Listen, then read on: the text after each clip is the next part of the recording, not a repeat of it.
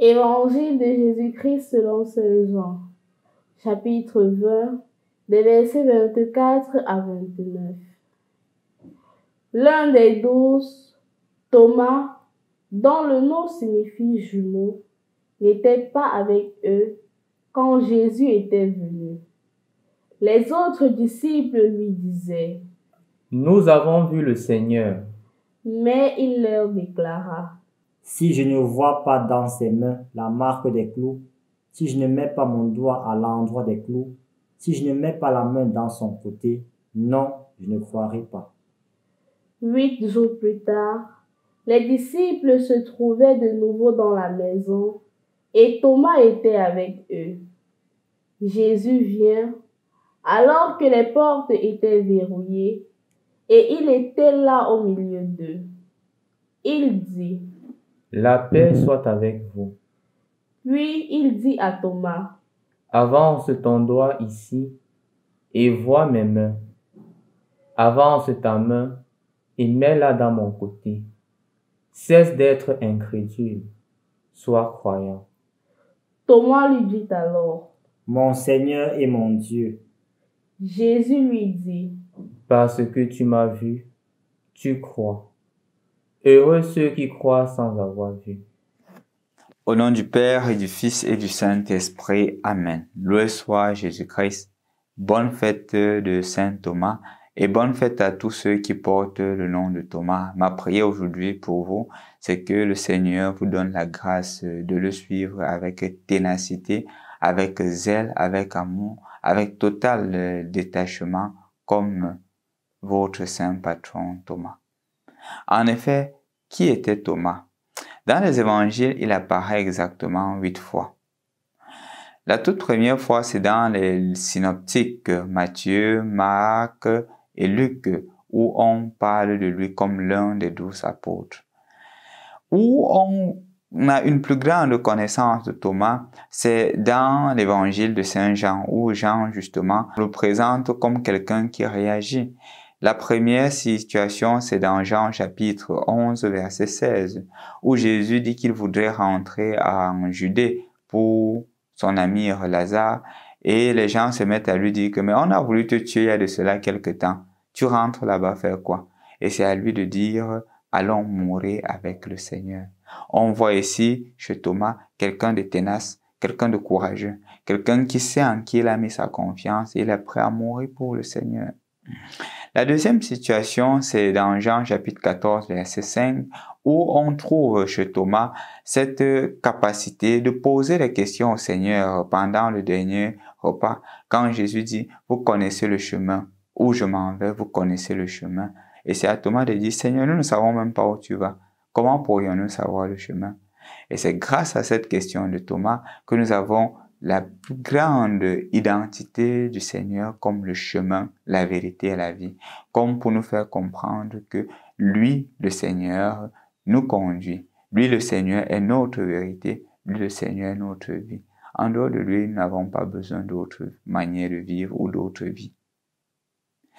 Et enfin, on retrouve encore Thomas dans l'évangile de ce jour que nous venons d'écouter, où Thomas dit clairement aux disciples que si je ne vois pas, si je ne touche pas, je ne croirai pas. Jésus apparaît et Jésus se présente à lui. Jésus dit: vois, touche. Cesse d'être incrédule, sois croyant. Et c'est à Thomas de nous donner la plus grande profession de foi de Jésus dans les évangiles. Mon Seigneur et mon Dieu. Il ne limite pas seulement Jésus à un simple Seigneur, à un Messie, à un Kyrios, mais à Dieu, deuxième personne de la Sainte Trinité. Je crois que cela nous parle davantage, dans la mesure où nous sommes appelés à faire ce même cheminement de Thomas, à être capables de l'identifier non plus seulement comme le Seigneur, mais comme Dieu. On retrouve aussi Thomas à la fin de l'évangile de Saint Jean, en son 21e chapitre, verset 2, où on dit que Jésus apparaît aux disciples une fois de plus et Thomas était avec eux, tout simplement. Thomas est avec la communauté, il n'est pas hors de la communauté. La dernière place ou le dernier lieu où on trouve Thomas, c'est dans le livre des Actes des Apôtres, dans son premier chapitre, verset 13, où on dit que les disciples étaient en prière, Thomas était avec eux. Thomas est en prière. Remarquons donc, chers frères et sœurs dans le Christ, que la première fois où on voit Thomas, c'est le Seigneur qui appelle Thomas. La dernière fois où on retrouve Thomas, c'est Thomas qui est en prière avec la communauté, qui prie le Seigneur en communauté. Ça dit beaucoup. Ça dit beaucoup sur cette personnalité. Pourquoi? Parce que la tradition plus tard nous dira qu'il a évangélisé la Perse, il a évangélisé l'Inde. Il est même mort martyr en Inde. Il est mort pour annoncer dans l'annonce du message du Christ. Il est mort parce qu'il était convaincu que c'est Jésus en qui il a professé sa foi est justement le Fils de Dieu, Dieu, deuxième personne de la Sainte Trinité, au point de donner sa vie. Je crois que c'est une invitation pour nous. C'est une invitation pour chacun d'entre nous de pouvoir se retrouver dans Thomas. Parfois, il nous arrive de voir des personnes autour de nous qui sont parfois sceptiques, qui n'acceptent pas facilement certaines choses. Et généralement, qu'est-ce qu'on fait d'eux? On se met à les écarter. Non, le Seigneur n'a pas écarté Thomas. Le Seigneur a accueilli Thomas. Ayant accueilli Thomas, le Seigneur l'a aidé à comprendre. Parfois, pour certaines personnes, il faudrait du temps pour qu'ils puissent comprendre. Et Thomas nous est présenté aujourd'hui pour aussi voir en ces personnes-là un processus de croissance. Qu'on ne prenne pas des personnes sur la même longueur d'onde et on les juge au même niveau, mais que nous soyons patients. Et dans la patience, beaucoup de choses se feront. Parfois, c'est l'enfant qu'on néglige à la maison. Parfois, c'est l'enfant sur qui on dit qu'il n'y a plus d'espoir, que le Seigneur se manifeste. À lire seulement un passage de l'évangile de Jean quand il dit « Non, je ne croirai pas », on va le regarder de façon pessimiste. On va le regarder comme celui qui ne croit pas en Jésus. Mais quand on avance plus tard, on se rend compte que non. Il ne suffisait pas seulement de juger Thomas sur un aspect de sa vie. Il fallait aller en profondeur. De la même manière, chers frères et sœurs dans le Christ, il faudrait que chacun d'entre nous ait le courage d'être des autres Thomas.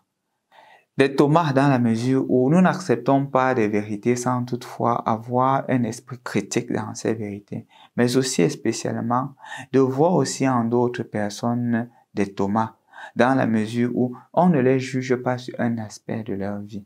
On leur donne toujours la possibilité de se remettre en question, de leur comprendre et les comprenant, on les aide à améliorer. C'est ainsi qu'on fera dans notre société des saints, parce que nous sommes patients, parce que nous laissons aussi à l'autre la possibilité de s'exprimer, la possibilité d'être la meilleure version d'elle-même. Au nom du Père et du Fils et du Saint-Esprit. Amen.